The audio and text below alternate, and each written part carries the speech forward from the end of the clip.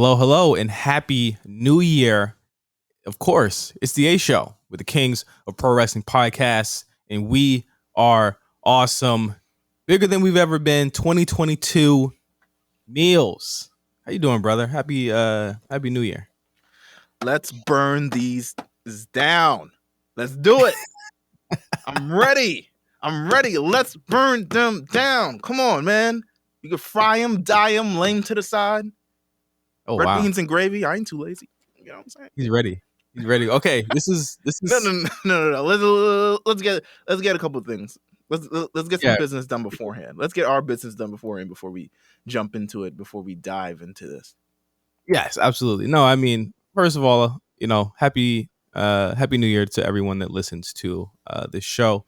I hope you guys had a safe and a amazing holiday. And emphasis on safe. It's been a crazy couple weeks. It's been a crazy weekend. We're gonna get to that though. We also coming up on the anniversary of January 6th. Oh wow.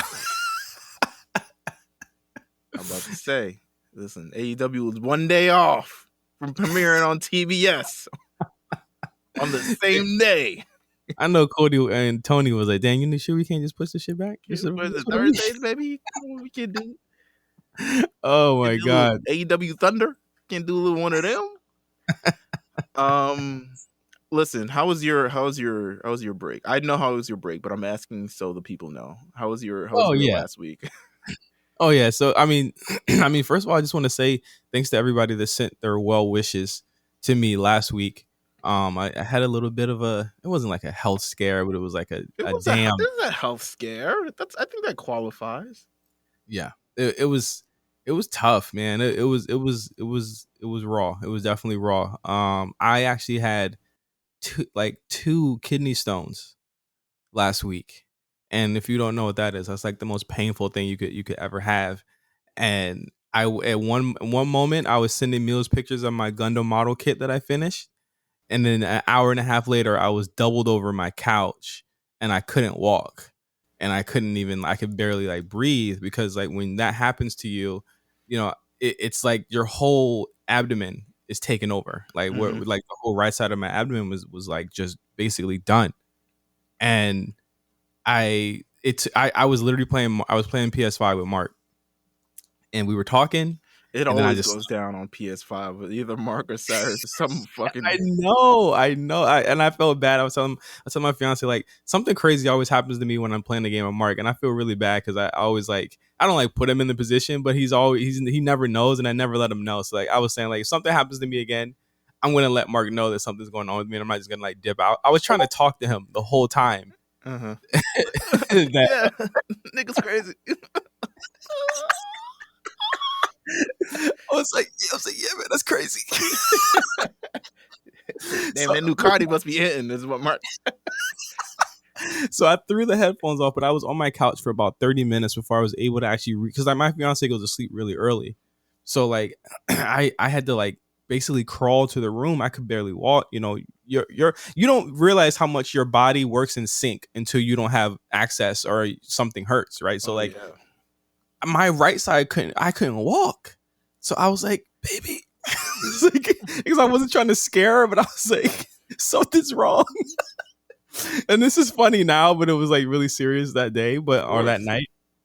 I go to the emergency room. Obviously, I'm telling my fiance, like, I don't know, this is going to be crazy because we're in a surge of COVID. I don't know how long I'm going to have to wait. And I'm for sure not waiting in a waiting room in the ER. It's like the day before, it was like New Year's Eve. Yeah. The day, like New Year's Eve. So we go in there. Obviously, thousands of people are not thousands, but like dozens of people are in the waiting room. All COVID patients. 9-hour wait. And I'm like, baby, I can't, bro. Like I cannot. I was like, I can't wait in this room, and I can't wait 9 hours. We go in the car to wait. I'm just like, I don't know what I'm gonna do. I throw up my whole like everything. At this point, I'm like, is this appendicitis? What is this? I finally like get in. I get a room. Like this is like 5 hours in. It's like 4 a.m. at that point. I went to the hospital at 4. Hmm. Got a CT scan. They put me on IVs and stuff like that. That's when I kind of let everybody know what was going on. I didn't even y'all didn't even know because it just happened so late. You know what I'm saying? And I didn't really have any service at the time, Right. but I had kidney stones. And what's crazy is that I actually had started changing my diet. So like I don't actually eat chocolate anymore. I don't drink soda. I had been working out like since before I went to Mexico, but obviously like the holidays, I was like, fuck it, I'll get back to it in the new year. But I had changed my diet around. So I look at the thing and it's like, oh yeah, you could get it from this, and this. And I was like, you know what I did that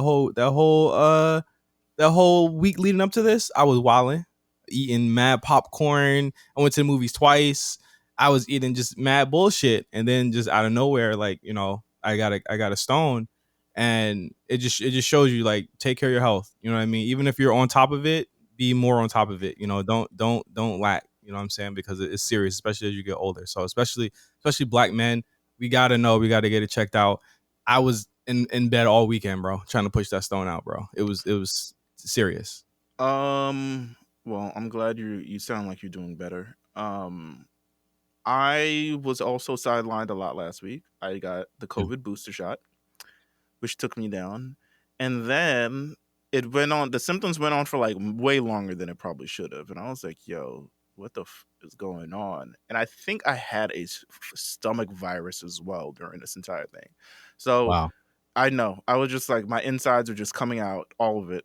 Everything was coming out. Sorry if this is way too graphic for a podcast that people were probably No, anticipating. people wanted to know. People wanted to know, and I felt like I should let we Yeah, gotta let people know. You yeah. know. So last week, I did the last week episode of the A Show was probably everything good I had left in me that I'd stored up to that point. I knew I was gonna do it that day. I was like, all right, let me just chill. Let me get some liquids in. Let me pop some very extra strength Tylenol, and let me make sure that I'm ready to do this. And it went well last week. Like podcast went fine and stuff like that. But then after that, I was like, I was done for. Like I even actively like I still felt fatigued until like Sunday, where I was like, I tried to work out, couldn't really work out. I tried to run, couldn't even really run. I don't even know why I was trying to run, but part of me is just like, yo, you need to be active or else you're gonna get insanely fat.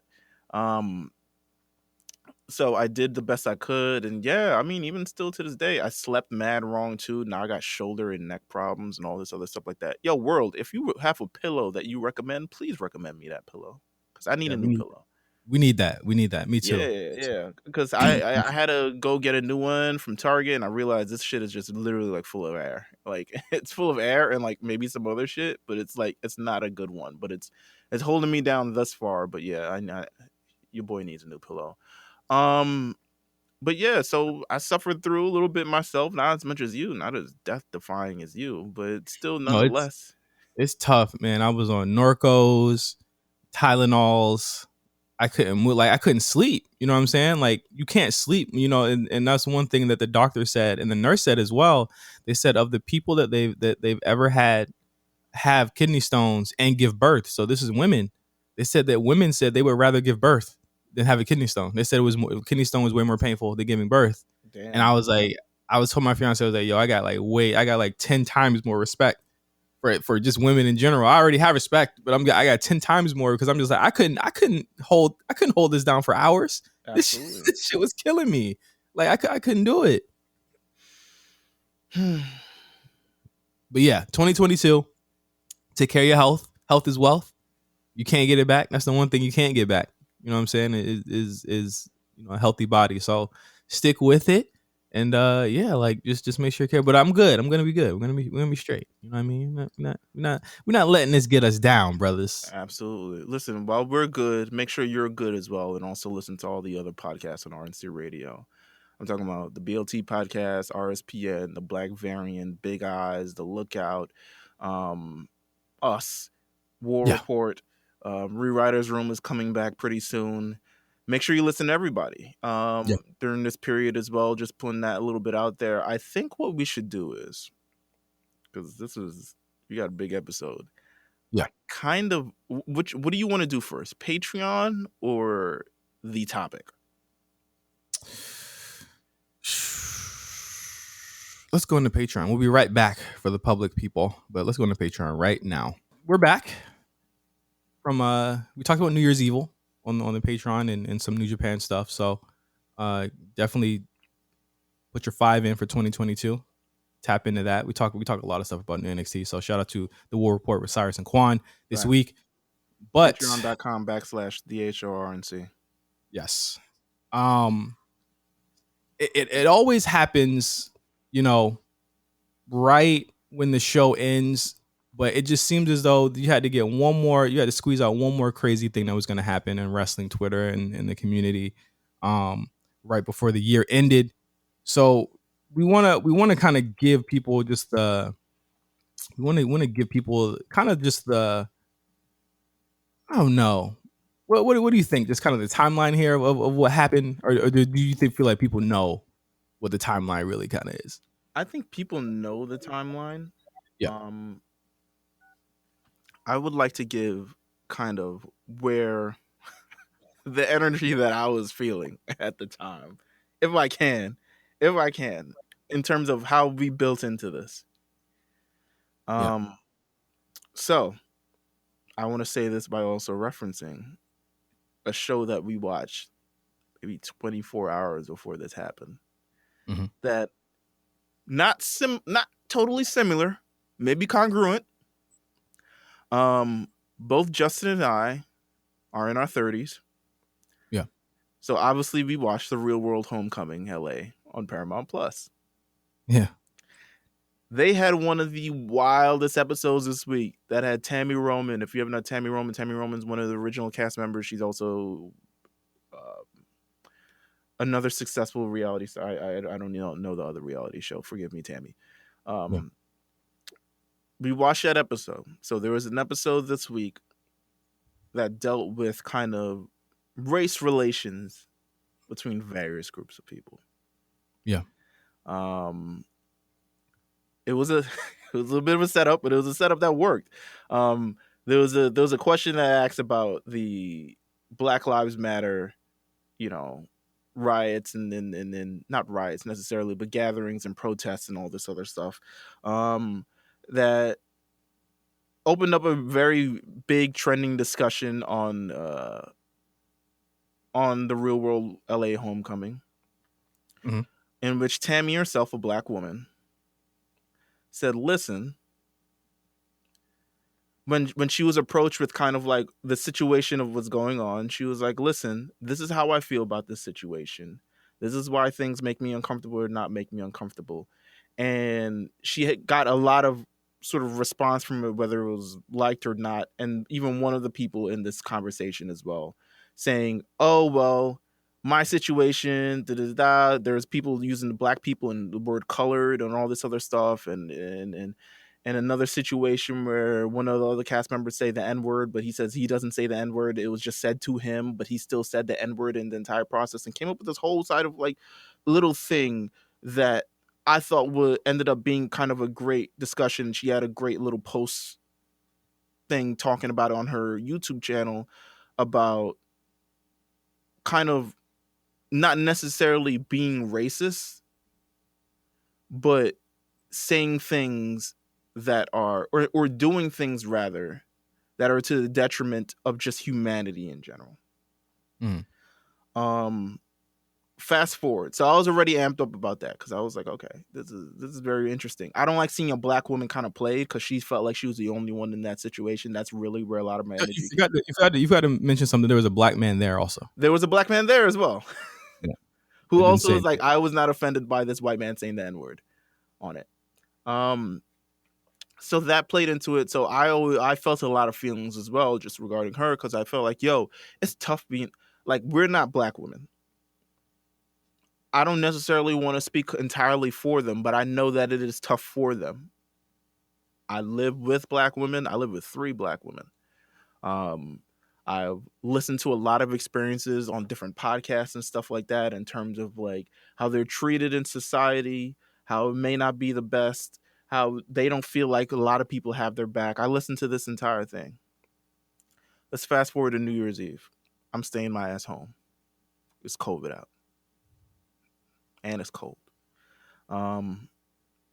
Big Swole, former member of the AEW roster, someone who recently revealed a number of weeks ago that they did not come to agreement on renewing her contract. Um, she said for a long time that she was going to talk about it on her medium, and she had the opportunity to, and she did that on New Year's Eve.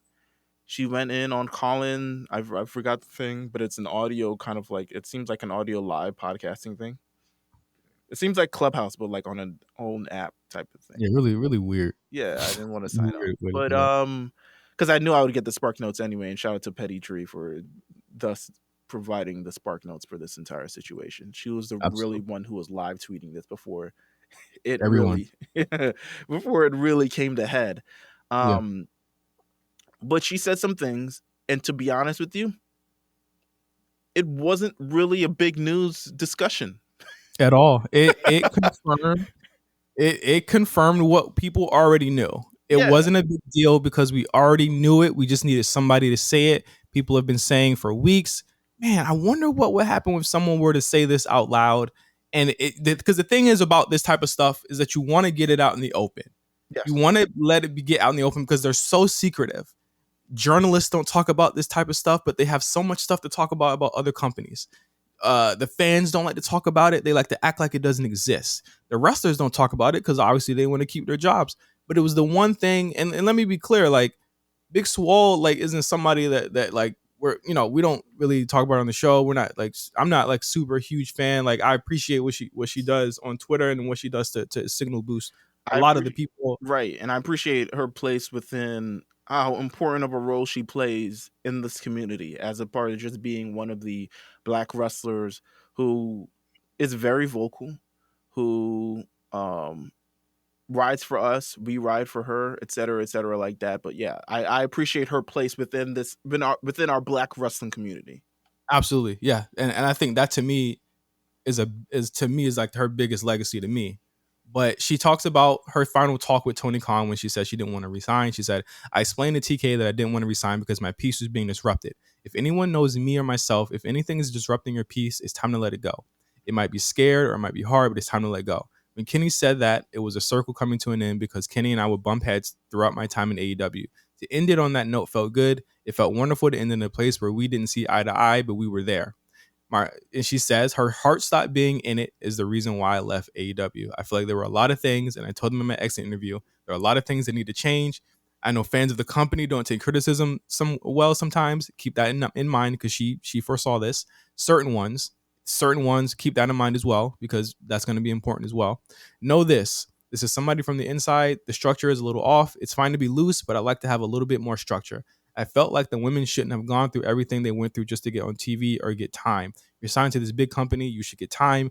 All these men are getting time, but the women aren't getting anything, or you're not putting people on TV because more people are coming in.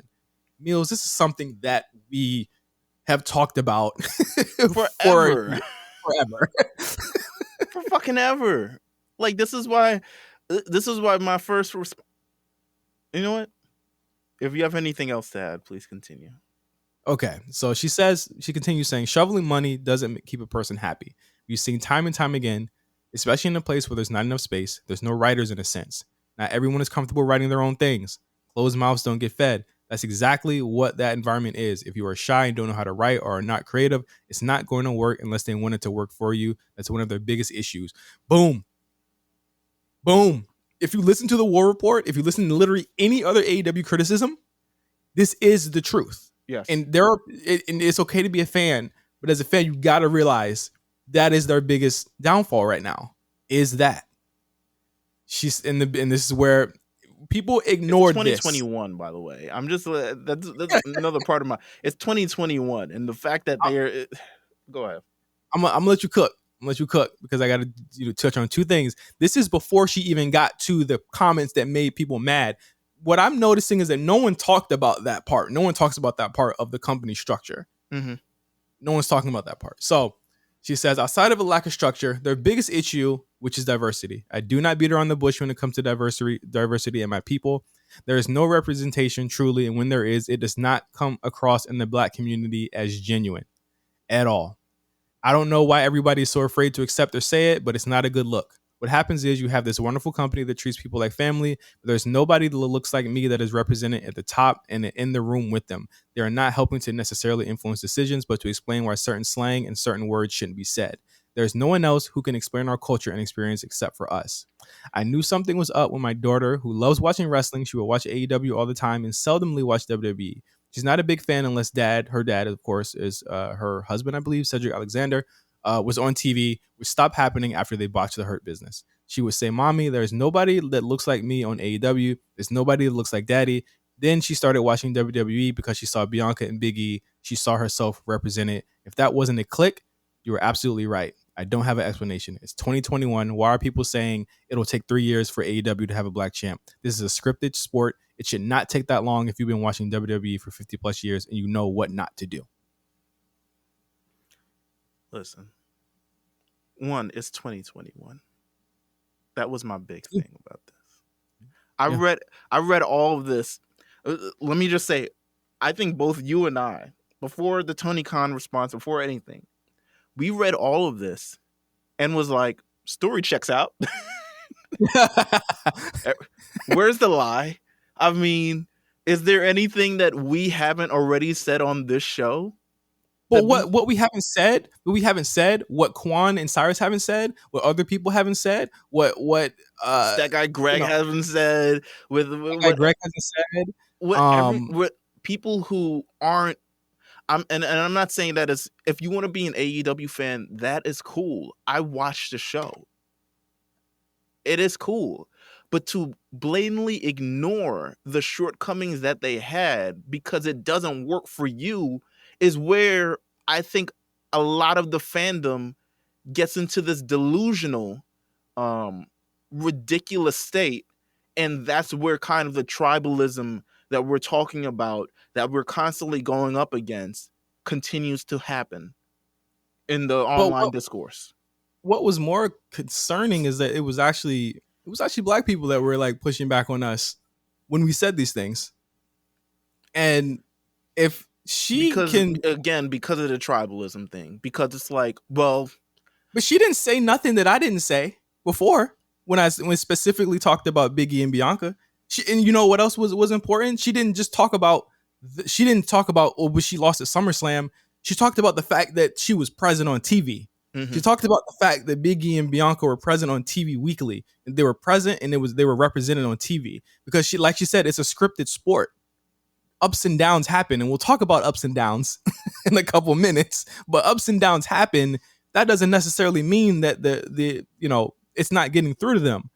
I don't want to repeat what I said a couple months ago, but this shit matters. This shit matters, bro. Representation, and it's not, and I think what's getting lost here, because everyone is so fixated on that word diversity and stuff like that, but in the same place, it's like first of all, she's speaking from her experience. She can only speak for herself in this situation. So when she talks about the lack of diversity and the lack of representation, lack of community, she's talking about that as a black woman and as a black person. You know what I'm saying? She's not necessarily speaking about that as a Hispanic person, as an Asian person, as any other descent like that. She's talking about it from her experience. And she gave you the example of her experience. So, and it's absolutely, in my opinion, in my humble opinion, that shit was true from the get-go. Yeah. The AEW has, we talked about this in 2019. And you know why I remember? Because I went back a couple months ago to listen to that episode, the Make It Make Sense episode, which is still a great episode. I advise everyone to go back to it. And we literally talked about the exact same thing of them, a proponent of diversity, lack of structure at the top, too many bosses, et cetera, et cetera. This is all the stuff that we've been talking about for years.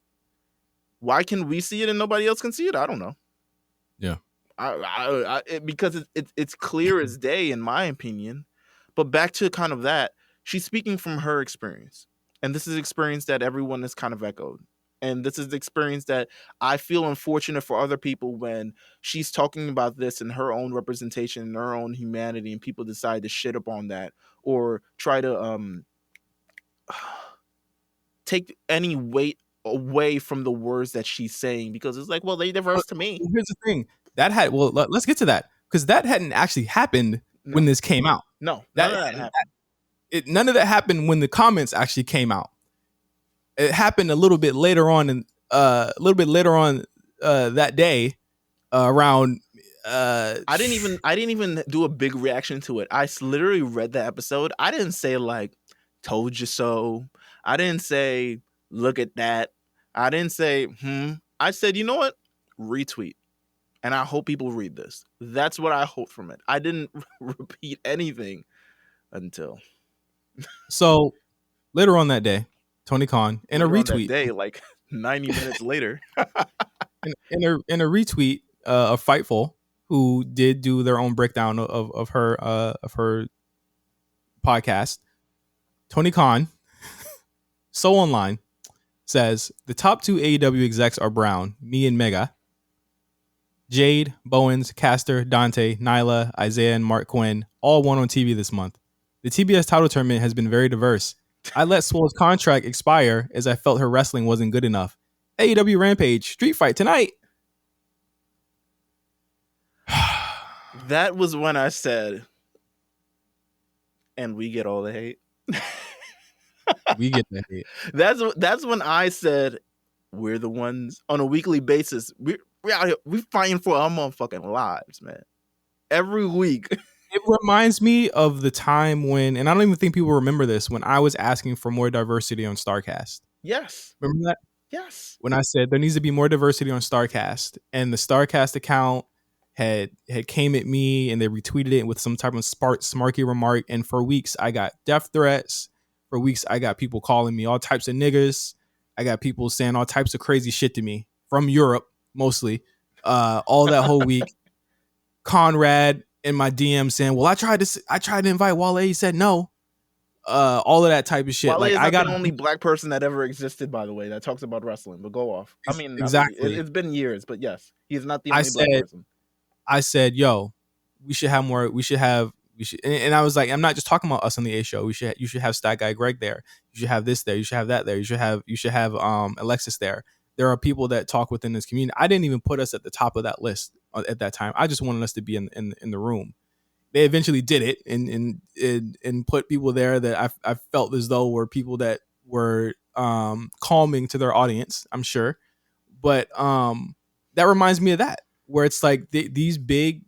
And here's the thing: yes, Tony Khan is a person of color, but he also speaks directly to the white male young audience because they feel and they see themselves in him, and he doesn't necessarily like put that part of himself out there like that, if you know what I mean. Like he's not exactly like being like proud to be brown.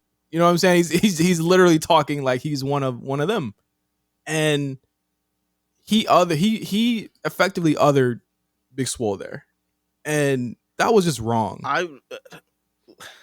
I was so, there was no part of me. I mean, there was a part of me that was obviously vindicated because I felt like I was like, yo, y'all are the fucking worst people that I ever, not like the worst people, but like we really come from a place of like, yo, I really like watching this show because I feel like we're represented. We literally said the same thing Big Swole said.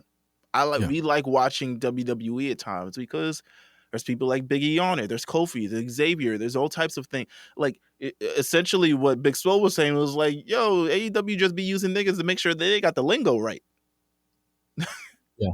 They got but then they still get the lingo wrong because even that same week, what a week! The Brandy Rhodes promo comes out. the part 2 to the thing where she at the end says, yeah, I may not be a black belt, but I'm a black bitch. And I said, why? As I knew when she came out, it was about to be some extra shit. As soon as she came out, I was like, oh, I thought this was thing. I was like, oh, here she go, part 2. I need a girl, part 2. Ding, ding, ding, ding, ding, ding, ding, ding, ding. She was doing one of those, and I was like, yo, why, Lord, why? But this was the final nail in the coffin because You essentially opened the floodgates. You, Tony Khan, as I am talking to you, you essentially opened the floodgates for everybody to call this woman, All types of at names. this woman, all types of names, say that she's not good, say that she's not valued, say that she's not worth anything. You essentially open the floodgates for all of that. This woman is not only, I mean, not only is she a minority, which was the entire basis of the entire thing that she's talking about, so she's going to get it extra worse, but she's a mother, she's a wife, she's all these type of things that are now becoming, now people are attacking her for so many different things because you opened the floodgates, because you wanted to say this, you wanted to slam dunk on someone because you felt your ego got so attacked by someone criticizing one thing. And this isn't the first time that he's done this. This isn't the first time. It's not even the first time in the last 2 months. Homegirl came at him on that call and said, hey, what are you going to do a lot more about the women? And he went off. He interrupted her. He cut her off. He told her, listen, I do so much. I invested so much money in this. So really, they should be thanking me because I sent them all this female talent. I sent them all this money for their little NWA Empower show or whatever the fuck he was talking about. And I said, bro, you are an owner of a company. You are I don't know if you're a multimillionaire or a billionaire. I don't know how much more money you got at this point. Don't matter. It don't matter at all. The thing about it is that like that her wrestling, like bringing her wrestling down, didn't have to be said. No, he could have, like, honestly, it would have still been a bad tweet. It's a Trumpish tweet, by the way. Like just the way here are the niggas that we have. Yeah, here are the niggas who have won in the last 30 days. Bro, imagine, like just imagine if any other person who owned a company did this. You know, that's what I kept thinking of this entire time. I was like, imagine if this was not professional wrestling. Your ass would have been grass. Oh, this yeah. TBS shit that you have coming out on Wednesday would have been over. So you better be glad that this is professional wrestling where no one gives a fuck. Yeah, nobody. The reason this isn't a bigger deal is because nobody gives a shit about wrestling, and that's what people got to actually really kind of understand about. And that's a lot sad of this too. It's sad, but it's like that's really a lot of the reason why a lot of this shit goes down and is allowed to happen, because like nobody really like wrestling is kind of its own kind of like mafia. Yeah, it's kind of its own little area where it's like no one really touches it, no one gives a shit. But it's like you brought down her wrestling as if it mattered. You signed her and had her on your company for 2 years. You knew if she wasn't good, you and Kenny knew if she wasn't good, you could have just let her go. But you didn't want to be the bad guy, huh? You didn't want to be Vince McMahon. You didn't want to be releasing people. I understand you.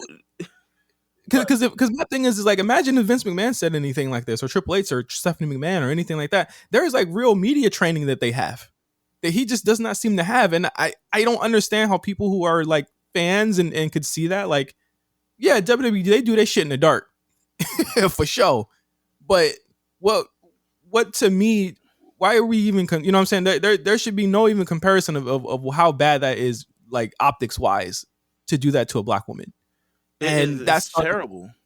That started the floodgates. It started and then you had Britt Baker liking it. You had like MJF retweeting it. She had a fucking wedding, and I'm like, what the fuck? You have time to like this? Oh, I gotta ask people. They ain't like her. I know. I'm sorry, Big Swole. I'm sorry that your coworkers ain't really fuck with you. I don't know if you thought they did. I hope you didn't. I'm assuming she's a real one. She's a real one, so I know that she didn't. But yeah, I ain't see one coworker come to her defense, and except Leo Rush for what, 24 hours, 20 hours, maybe even 12. But I didn't see one coworker. We're gonna get to Leo in a second. I didn't see one coworker come to her defense, and you know why? Because they're scared. Because they're scared that if they co-sign any of this, they will also get lambasted by Mr. Tony Khan himself. Yeah. Mr. the bringer of opportunity. The racial Don Dada himself. Diversity by every name, every color, every creed. Tony Luther Khan. You know what I'm saying? Like, they're scared that he's gonna do something to him. Well, I gotta ask before we can even continue, because we got to get to the reactions by her coworkers. That's a good place to go. Mm-hmm. Does this make anyone want to continue watching this or to start watching this show or this brand, because I was already kind of like, I would watch for Brian. I think I'm going to stop doing that after Wednesday. Honestly, I don't think there's much I can get out of. I couldn't watch Rampage. Rampage is brand new, brand spanking new. I wasn't watching that shit. Like, does this make anyone want to watch this anymore? And if so, why are you still sticking with it? Oh, obviously, yes, to support, obviously to support your favorite wrestlers, but it's like, where does that line draw? Especially if you're one of those people that were like, well, this company does bad shit, so I'm going to go to this company because they do less bad shit. Like, what is that? Where do you stand there when your moral chess game that you're playing with these two shitty companies here? I've said this. People are going to like what they like and make excuses for what they like. Absolutely. So I expect no change. She is not even at that company anymore. There is nothing to worry about for these people. At the end of the day, they're going to watch it under the guise of the diversity that this man has proponed for the last week and a half throughout the various workers in this company.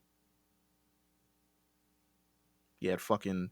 and you know what? I feel sorry. I know the people who ain't say nothing. And I know how they feel, or they might feel, or maybe what they kind of feel. And they probably won't say anything. Ricky Starks deactivated his account. That nigga... Listen. He gave his neck for this company, bro. His whole neck, bro. Whole neck. I mean, be clear. You had Leo Rush come out, say, this is wrong. Apologize. Apologize. And everyone say, yeah, Leo. Because they always... You got it, Leo.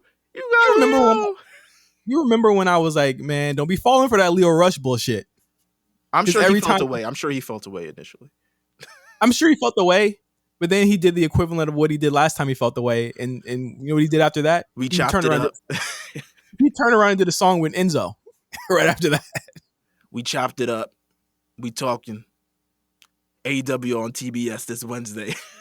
I said, nigga, just folded. Just folded, bro. Everyone was that was Twitter. Twitter was like, never trusting this nigga with my life again. But they will again. They will always trust Leo Rush for some strange fucking reason. He has always been, to me, somebody who has just been the biggest grifter to me. Just period. You had him come out. Then you had Powerhouse Hobbs come out, which I was like, Powerhouse fucking Hobbs. Hobbs? That nigga can... Did Tony say, all right, nigga, come on? I was about to say something real out of pocket, but you know what? Powerhouse Hobbs, you bizarro Big E. Oh, yeah. Yeah.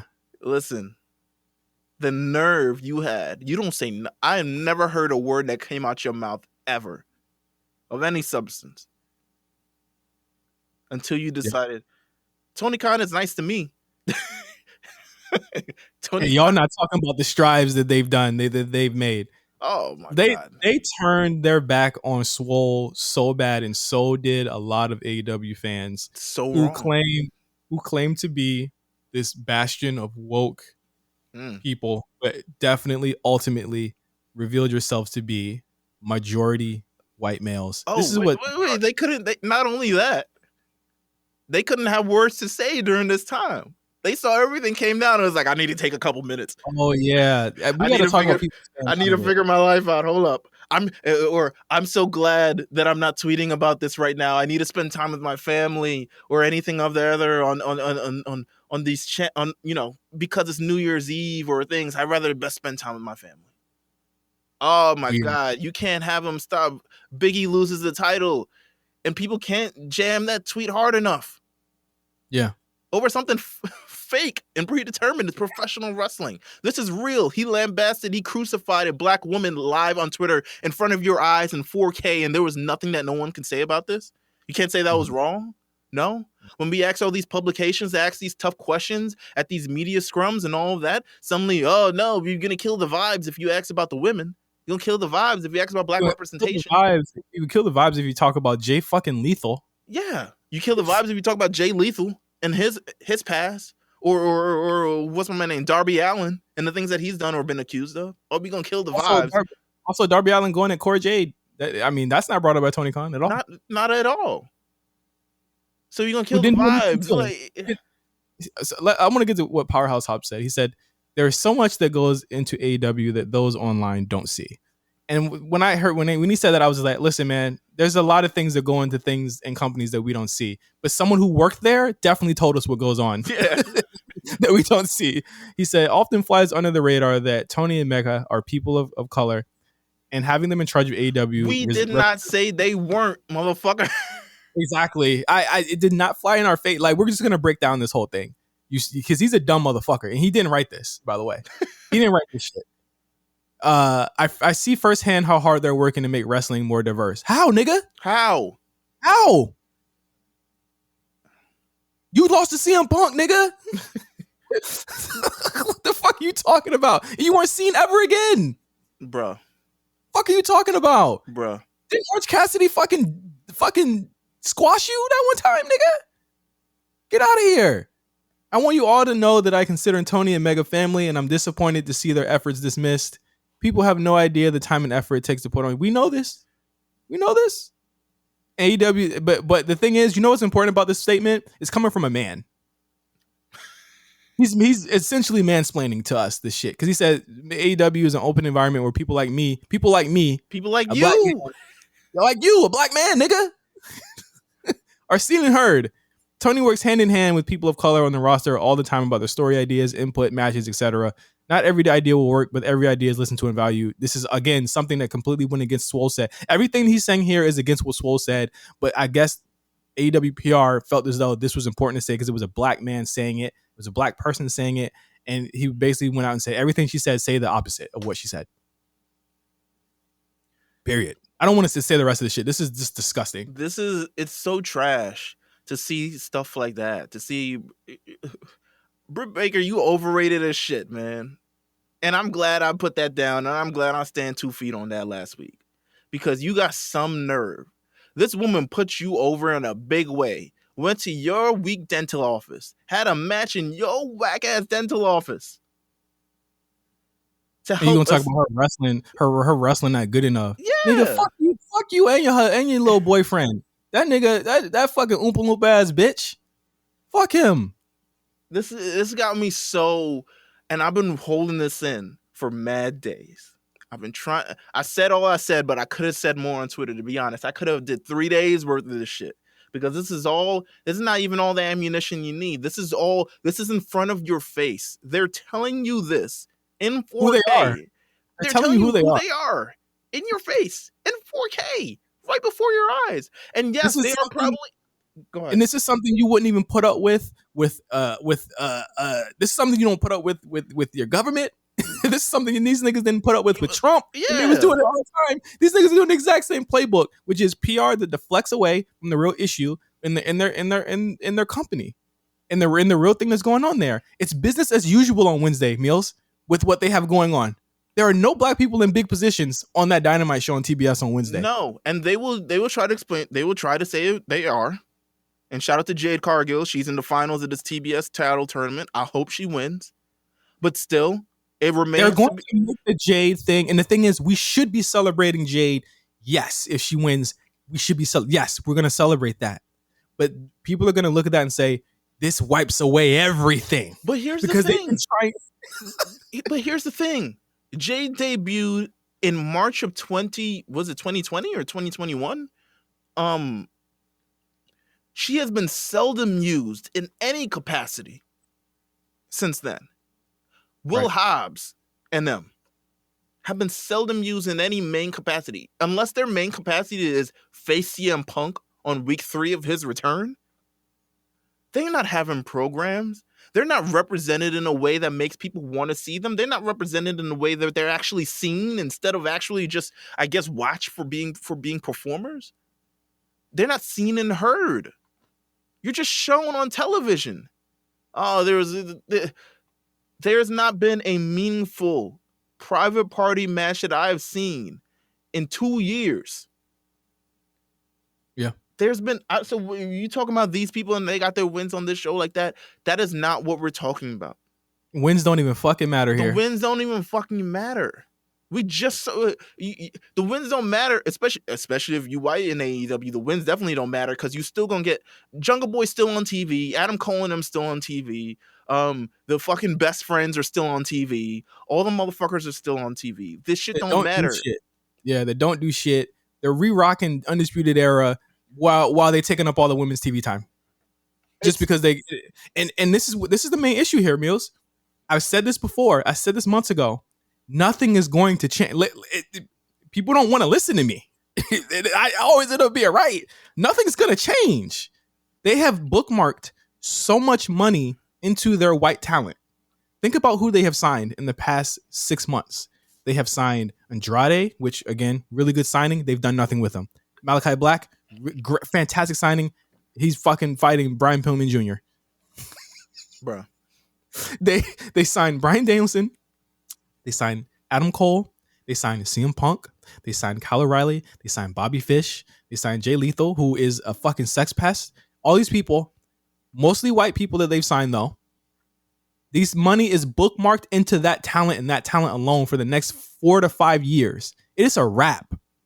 Unless there's like a rock level talent that's coming out of there, which from what Big Swole says, how they do business, there's not going to be one that comes out with the way that how they do creative there. There just isn't. Now they on Hook's dick. Who there isn't a chick. There's so many people you have to overcome in that company to even as a person of color get there. It might take them 50 years to get a black champion. Let's just be clear. Don't let Mox come back. Nigga, don't let Kenny Omega come back. Meelz, those are two of the biggest stars. They are gone right now. This company cannot change the way that their roster is constructed. And that is why Swole is smart for leaving. Because they're just going to keep adding. You think about how much money you think they pay to get Kyle O'Reilly immediately like they did. How much money they pay for how much they pay for Adam Cole to play Resident Evil games shitty on Twitch. Listen, man, I'm sure they're going to sign plenty of diverse talent, but it's about what you do with them. It really is. You talk about representation, we're talking about it on screen. We're not talking about y'all diverse. Y'all got people of all creeds, all races, colors, cultures, all this other stuff like that. Don't get me wrong. But it's a representation that she was talking about for her. She was talking about her humanity, her experience like that. And you shitted all over it. You told her that she was not value or worth a damn thing in one tweet. You lied. Because in an interview earlier in the year, it was Big Swole. We got to find your way to Big Swole. Big Swole is such a great talent. And don't get me wrong. I think Big Swole is someone, especially in the building blocks of AEW, who, whether you thought she was a good wrestler or not, had enough, I think, of a personality and stood out enough from everybody on the roster that you could have figured a way in there. And I watched her match with Diamante, a couple of things, and I was like, damn, this feud should be on the main television show. Why is it on Dark? Why is it on YouTube? And people busting their ass and breaking their necks and busting their bones. She's got an illness of her own. And she's going...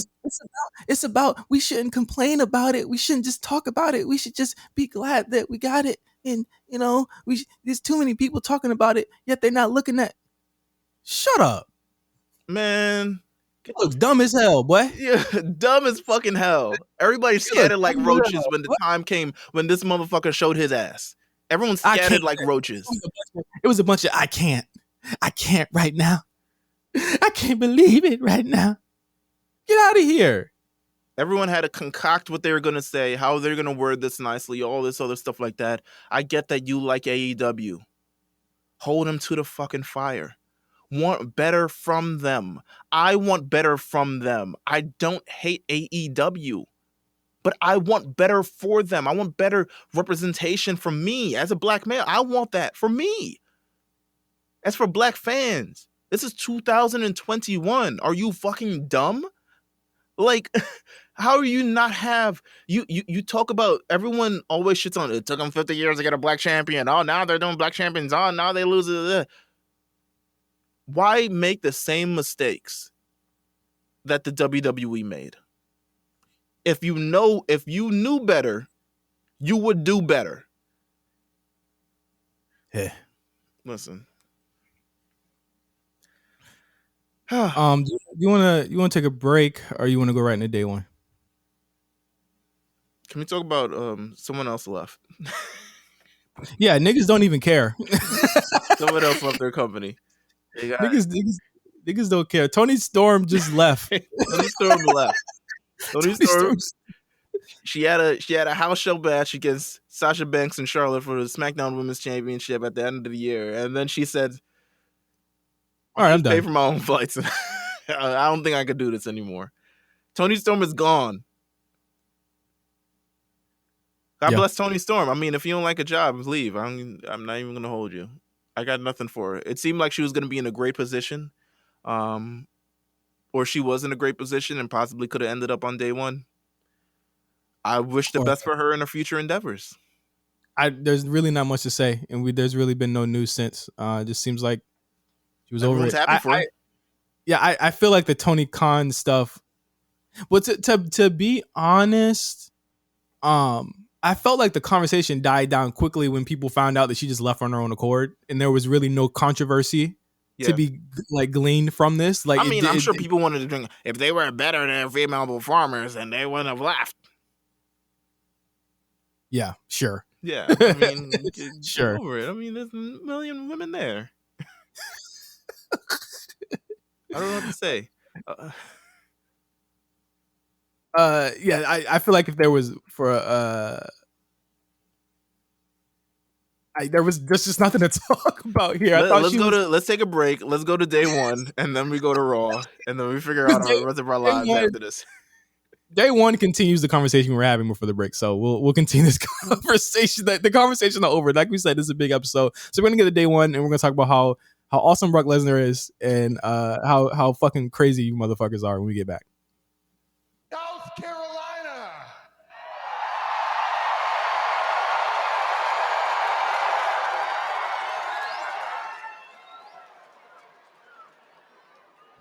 Acknowledge me.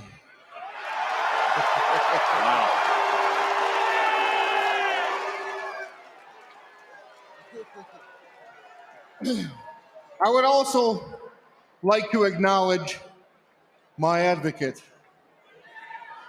for advocating my free agency, for advocating all the strings you pulled Saturday to help make me the WWE champion. Paul? Thank you.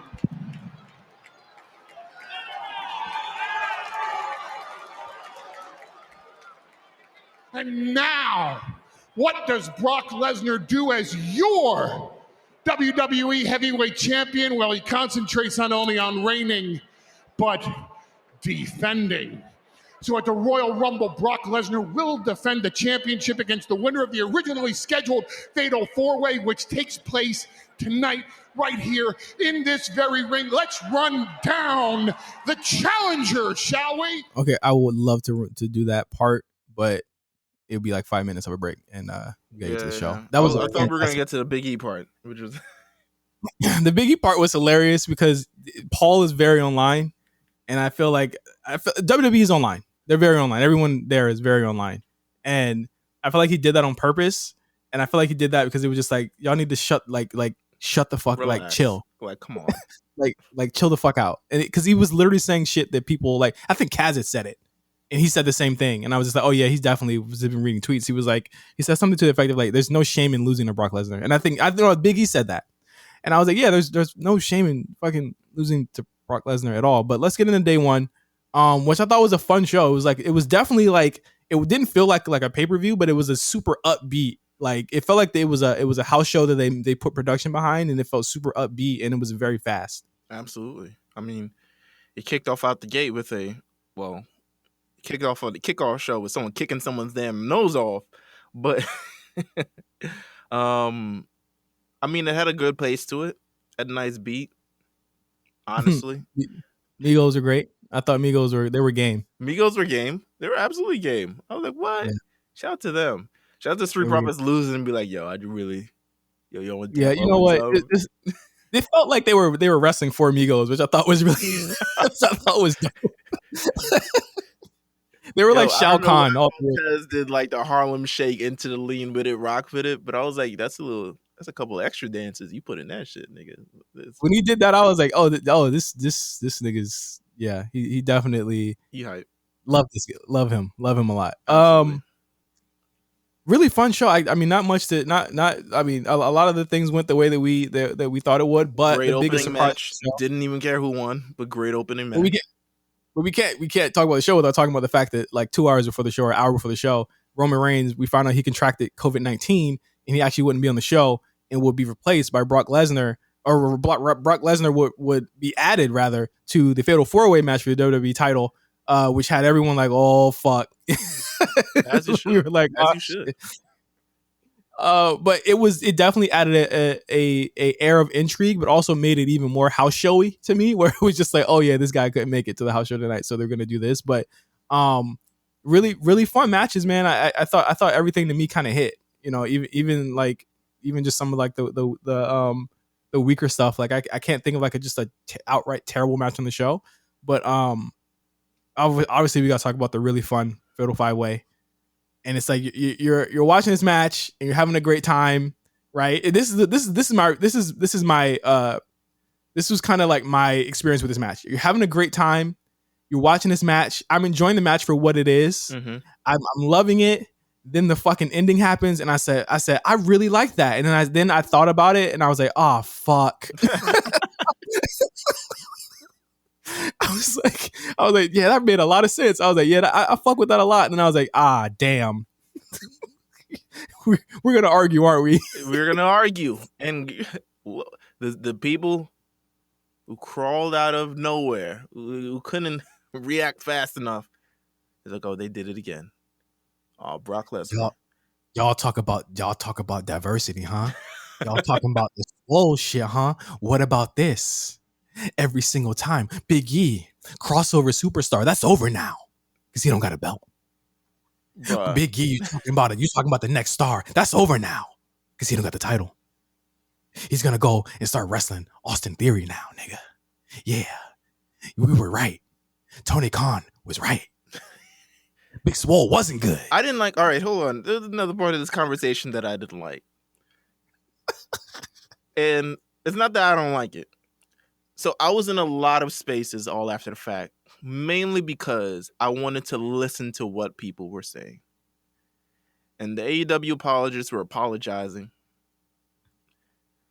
But I didn't like the thing of like, billionaires just suck in professional wrestling in general. And I was just like, nigga, what did Vince McMahon do? They were like, oh, they're just no good billionaires in professional wrestling. It's not for us. I was like, what? I can't believe he getting drawn into this, and this man has not said one thing. He hasn't said nothing. Not defending Vince, but that nigga ain't did shit. He ain't. I mean, yeah, I'm not defending. I don't got to defend this man. This man got $1 billion, and I'm not saying that he's. What I do gotta respect is that these niggas did what the fuck they wanted to do, regardless of what Tony was doing. Deadass. People were trying. I gotta respect it. People were trying to say on that same night, oh, WWE's petty for putting up their highlights of Bianca Belair and Big E winning the titles. I was like, nigga, this is the best of show that aired on Friday, as it does every week. And you think that they're doing shots at this? I was like, come on. This is why I don't take people seriously. This is why their brains being rotted out by I don't know what. The crack. Sorry, crack. I'm sorry we had to bring back saying people on crack again. But they don't crack. It's just so Big E. Here's how I saw it. Big E goes for the big ending on Bobby Lashley and hits it. Yeah, and he decides he wants to go for the big Saskatchewan cheese because he could have pinned Bobby Lashley, but he turns around and he goes for it on Brock Lesnar, and Brock Lesnar slips out that shit, lifting him up F5, bada bing, bada boom, it's over. And people are like, "Yo, why did he have to pin Big E?" Because. Here are my clear issues with what happened. You pin Big E, you make it kind of definitive that Big E more than likely isn't going to be, or not in the short term, isn't going to be the one to take that from Brock, right? In the short term, you kind of leave him as kind of the odd man out here because he got pinned, he clearly lost it, and now you got to build him back up for another run. The issue is that will they keep him that strong? I think they will, because I think that even when he wasn't the WWE champion, when he was Intercontinental champion, he was kept relatively strong on SmackDown for a whole year. He basically took no L's. You know what I mean? Like he basically was pretty strong, booked pretty strong. So now on the other end of that, I gotta say, I don't know what people expected from a Money in the Bank run. Those are usually never more than 60 days at best. He got 100 out of them. He got 100 out of them.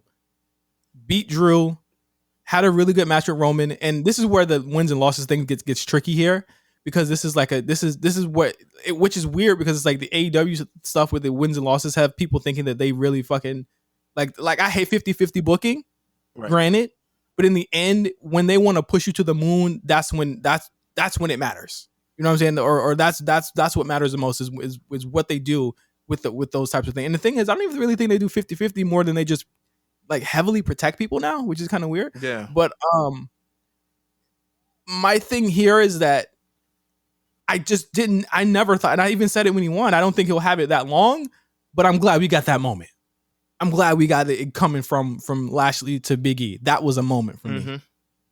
Is that what is that? Is there? Am I crazy for not? You know what I'm saying? Like, I don't want to covet something as much as I want for someone who is on TV to have a title belt that like for a really long time. I don't like really long title reigns in general if they don't really have a story behind them. Like even Roman's thing is wrong. We've been critical of Roman's reign because it's like, yo, nigga, it should have been come up off the title.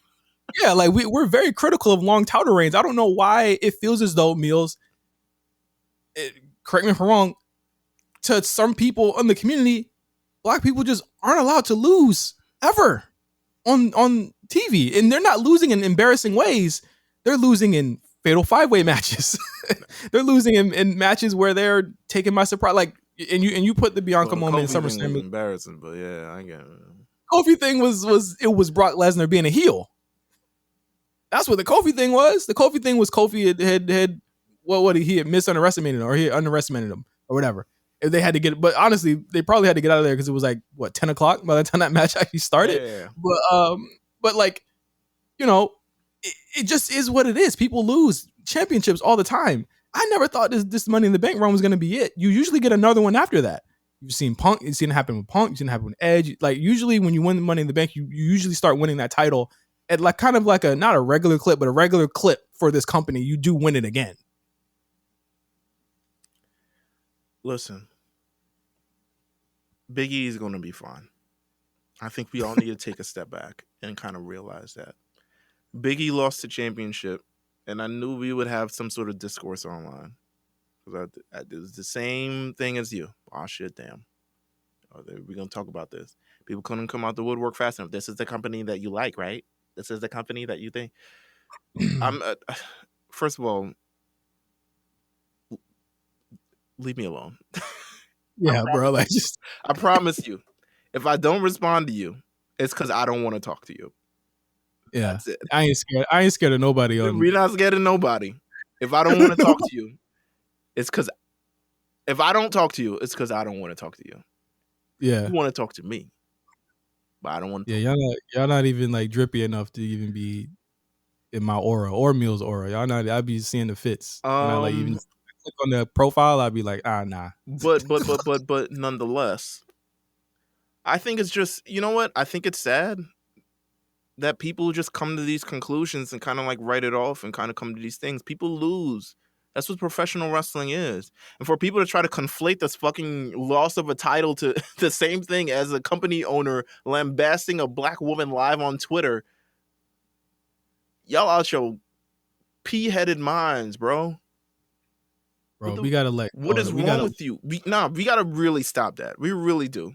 We really gotta stop that. We gotta let go of the Booker T losing at Mania thing.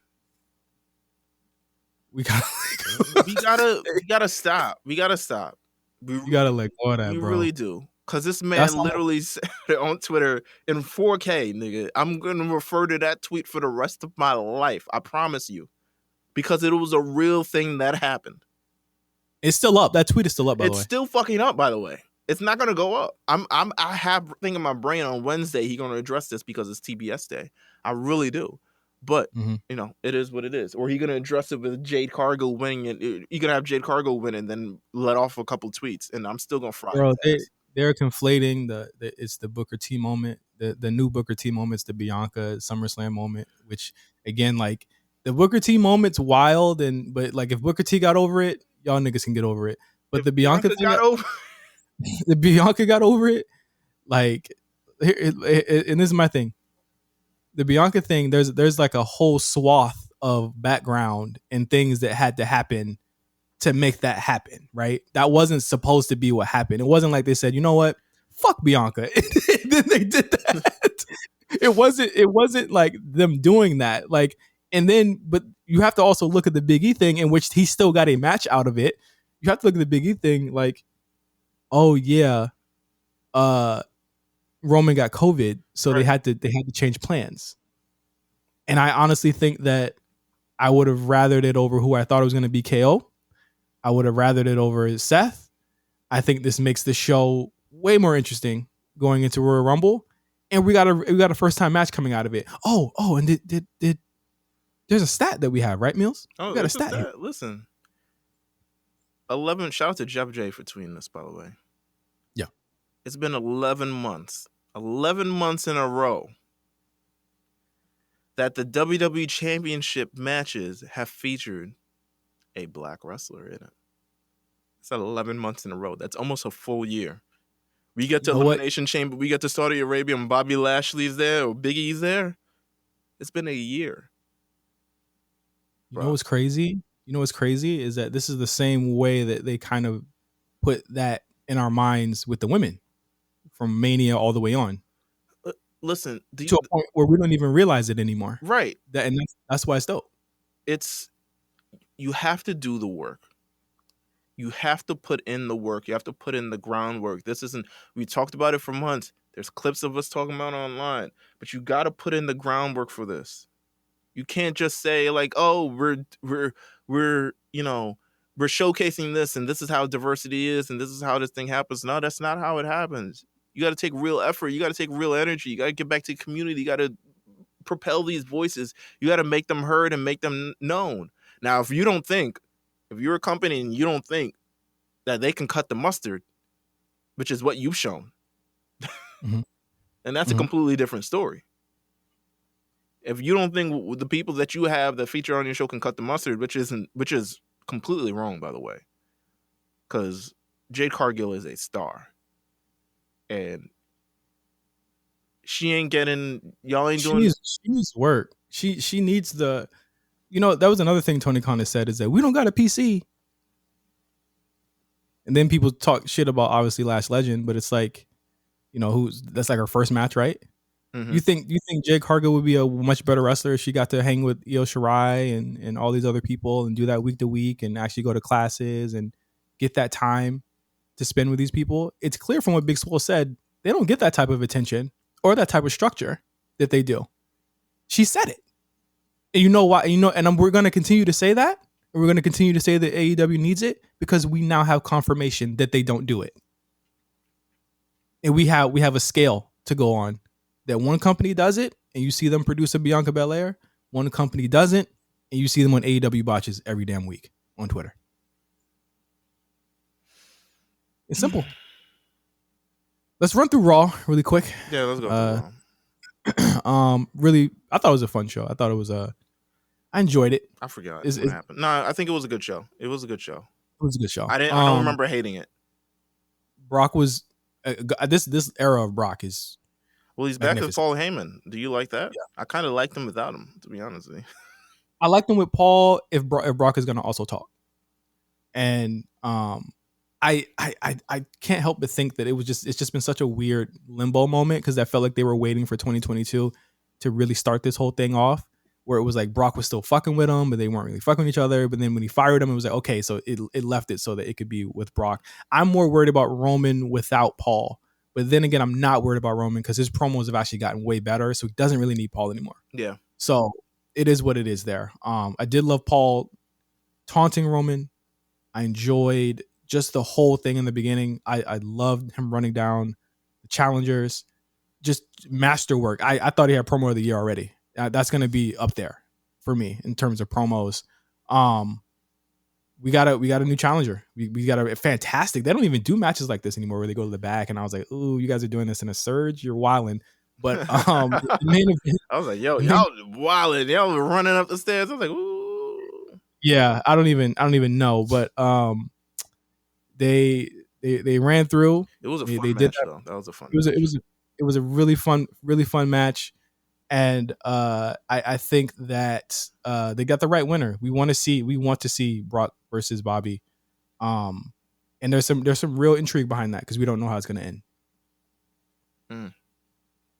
I don't know. I have a feeling Brock is gonna win, but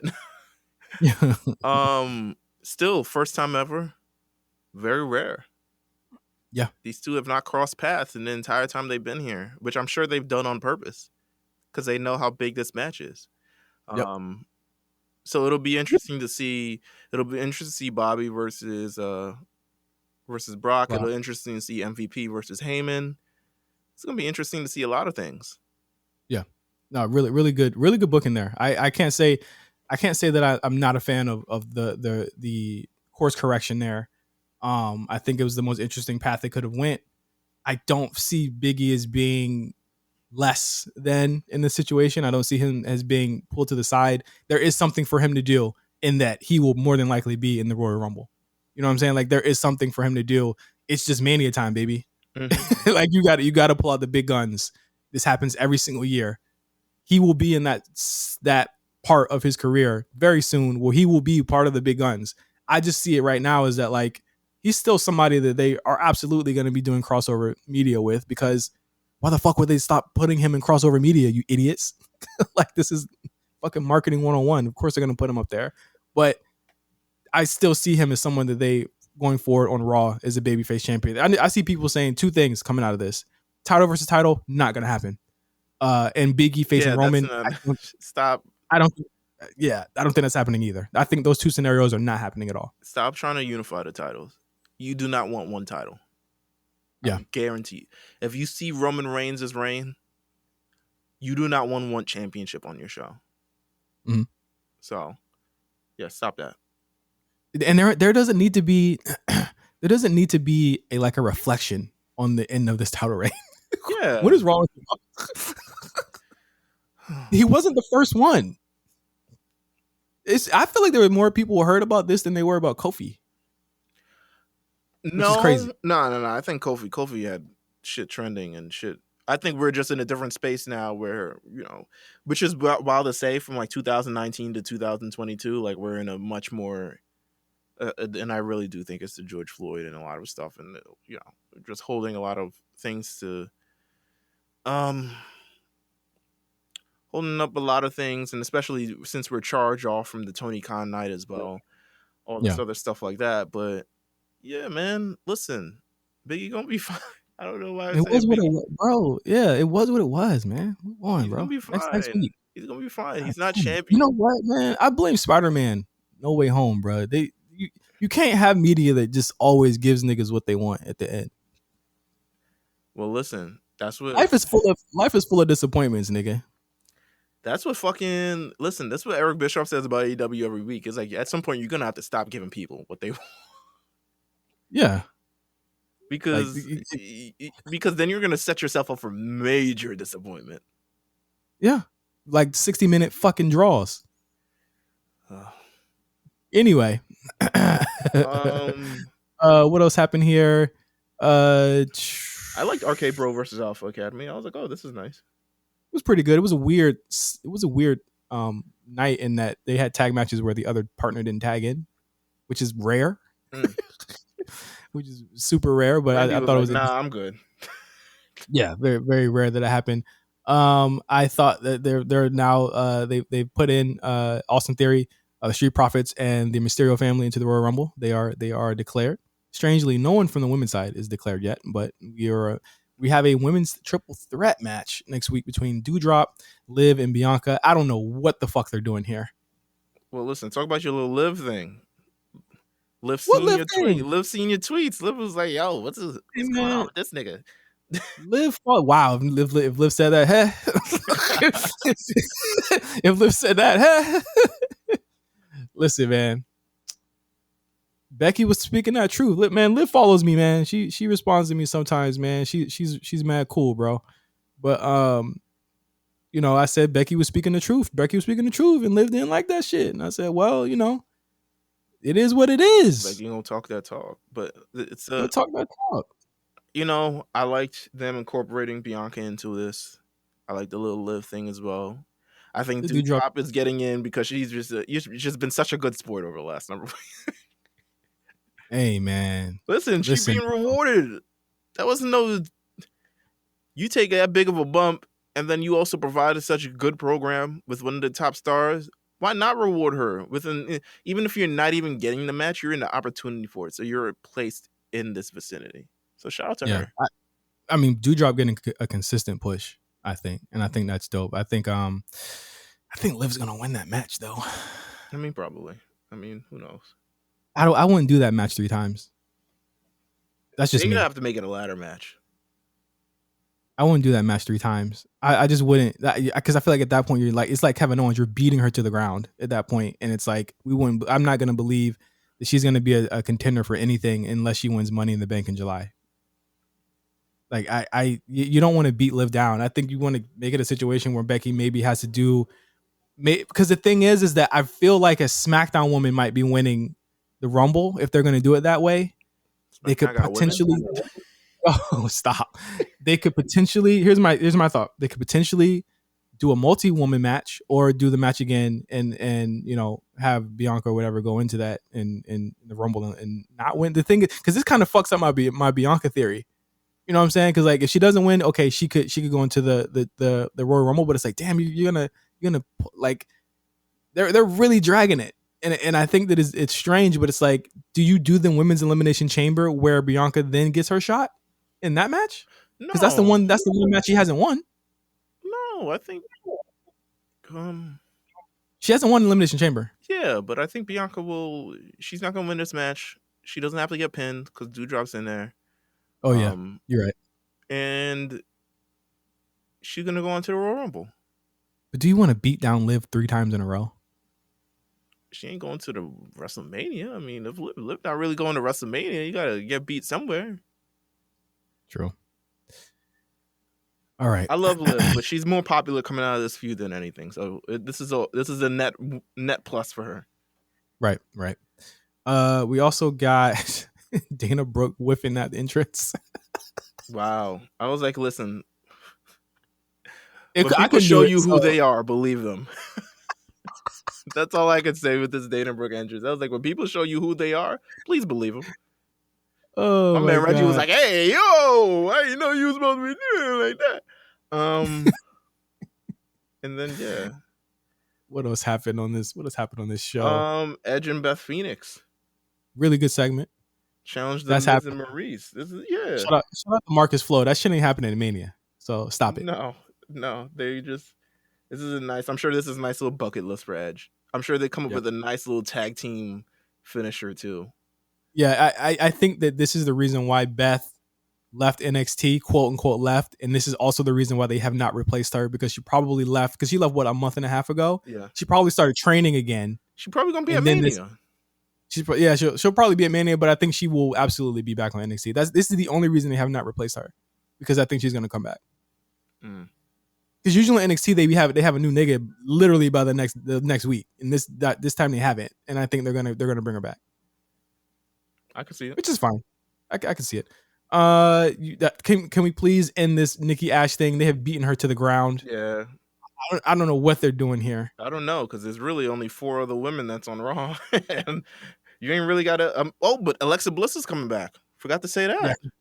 Her journey to Raw starts next week. Her journey back to Raw starts next week. So I would imagine that. I don't think it'll be Rumble. You think? I don't know. I think it'll be Rumble. I'm gonna say no, and you say yes, and let's just so we can have dissenting opinions. Yeah, but I don't think it'll be Rumble. I think it'll be later than that. Listen, apparently they fired the entire Royal Rumble thing, so there's not enough participants for the Royal Rumble according to the internet. I think Alexa Bliss will be back in time for Royal Rumble, and I think that she'll be back in her, I guess, original form. That's cool. Yeah, you gotta end that shit. Babyface or heel? Babyface. Okay. I think the people want to cheer her. Well, she was a babyface before. She was a babyface with Nikki. No, she was a babyface with Nikki. Oh yeah, she was for a long time. I think I like her better as a babyface. I think so too. It's less. You don't have to use as much of her. Yeah. Yeah. And I think that's it. That's it. Really? Did anything happen? No, SmackDown wasn't a show. Okay, yeah. SmackDown wasn't a show. Yeah. So, big week in wrestling. Obviously, we have a big week on AEW Dynamite. Big TBS debut. Cyrus and Quan will be talking about that this week on the War Report. Of course, if you missed any of our content, our year-end shows, and our watch-along for Starrcade, you can catch that on our Patreon. Just give us a small little donation of $5. And you can watch all of that and listen to all of our shows early. We also have 2 Spot Callers episodes that came out over the holiday season too. I'm gonna tune into that Beyond the Mat one on my way home from work. Yeah, it is. It's funny. It's definitely funny as hell. We got a poll coming out for 3 more shows for Spot Callers that we want the listeners to vote on coming out. I believe this weekend. So we'll have 3 more choices for you guys. We're gonna start off 2022, and on Spot Callers, we're actually gonna start doing movies and stuff and documentaries and stuff now because we really enjoyed doing that with Beyond the Mat. So we're gonna continue that path for Spot Callers, doing just the weirdest, wildest stuff, and we're gonna let the listeners vote on it. But of course, thank you all for listening. We're in a new year, 2022, big year, biggest year. I don't know. We're gonna see. But thank you guys for listening. We're gonna be back with more stuff from Wrestle Kingdom, from what happens at New Year's Dash, what happened at Dynamite, whatever Tony Khan's dumb shit he says, and more coming out next week on the A Show. So for Meelz, I'm Justin. Peace out. Be safe.